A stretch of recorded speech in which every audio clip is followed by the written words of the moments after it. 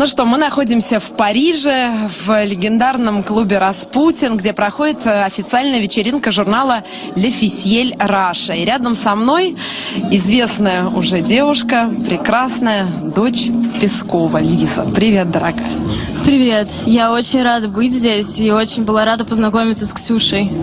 Лиза, мне тоже очень приятно. У меня первый вопрос. Вот мы все знаем, что ты живешь в Париже. Скажи, не скучаешь ли ты по родине и нравится ли тебе здесь, в Париже? На самом деле я привыкла не скучать. Я очень рада, что я живу здесь и что у меня есть возможность ездить в Москву к родственникам и оставаться здесь со своими друзьями, с мамой, с братом, которого я безумно люблю.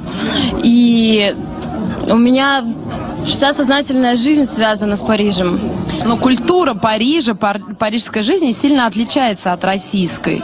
Здесь другие законы, связанные, там, не знаю, с секс-меньшинствами. Здесь Шарли Эбдо вызывает миллионы людей на улице. Вот тебе это скорее нравится, этот такой либеральный дух Франции, или тебе это сложно?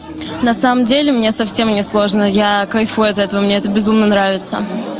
То есть ты за демонстрацию Шарли Эбдо и за однополые браки? Честно, да. Круто!